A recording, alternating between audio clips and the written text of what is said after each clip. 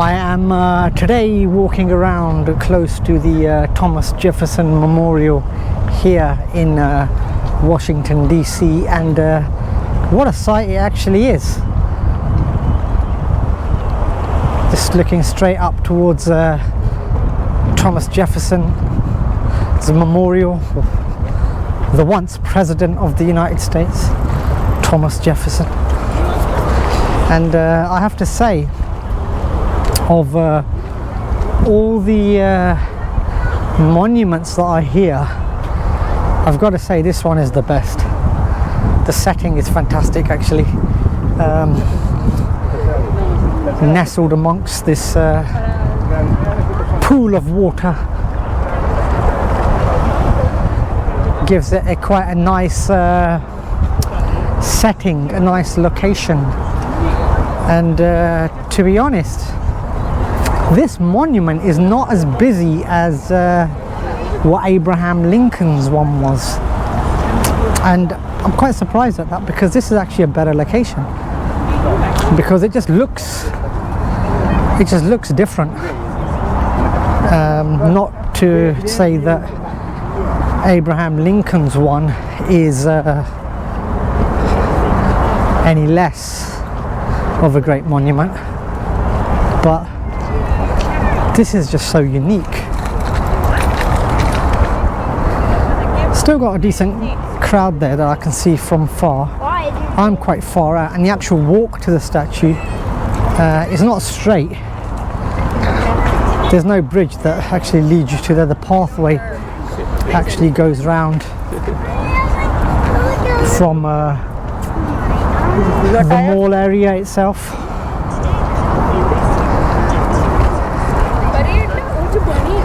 Got a few people relaxing on this side.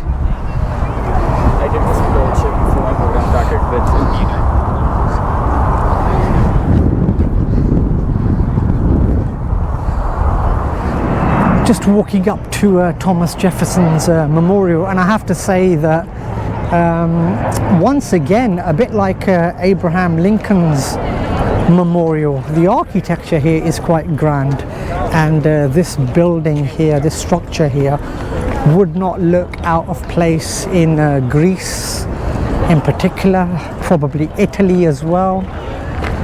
Reminds me a lot of the structures that you see, especially associated with Roman history, Greece history, Greek history I should say. A building like this wouldn't look out of place in Athens, and I must admit that they have done a great job in honouring Thomas Jefferson, who was once the President of the United States. Just walking up to the steps, not as busy as it was when I visited Abraham Lincoln's memorial, but some work going on here. So it says here, this cornerstone was laid by Franklin Delano Roosevelt, President of the US, 1939, longest serving President of the US. He was the reason why they've changed the US presidents to be 2 terms only. And Thomas Jefferson, 1743 to 1826, says here, please respect the memorial and help preserve the atmosphere of calm, tranquility and reverence. Consequently, no demonstrations allowed. Damn, no demonstrations allowed. I was going to demonstrate, so I can't now, so I can't demonstrate.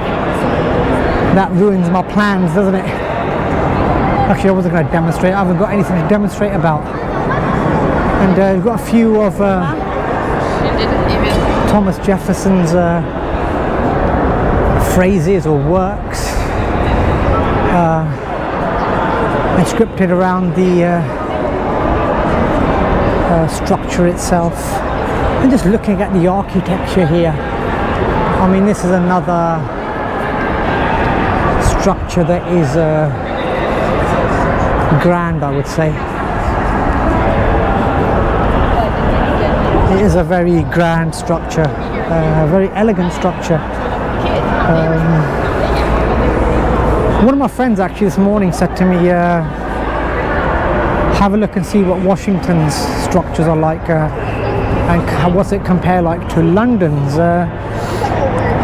Now it's very difficult to compare because London has a very long history. It's you know, every corner that you go to in London has history, and it would be wrong for me to compare because Washington D.C. is a relatively new city, and London is one of the old historic cities of the world, and it does have history in every corner, so it's not fair for me to compare.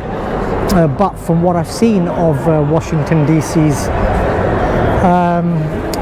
ode to its founders and former presidents, etc., and also the great figures of US history such as Martin Luther King as well, I think they do a fantastic job in honouring them.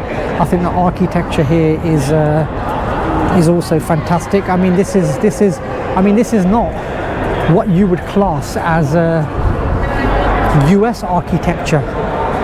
This is very much modelled on, I would veer more towards Greek architecture, and I think it does actually suit the purpose, because when you're trying to honour big names in US history, the structures and the buildings and the statues need to be grand as well. And just looking around here, I mean, everything about this, the way it's laid out, the way it's built out, is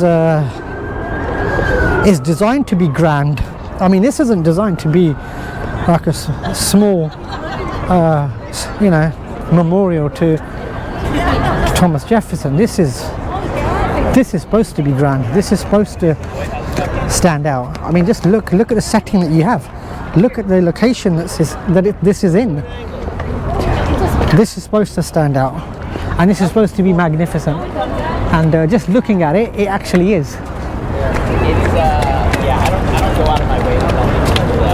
It's not as busy as Abraham Lincoln's one, like I said, but nonetheless, it is one that's visited by a lot of people. And in fact, I've seen some faces that I saw at Abraham Lincoln statue also here.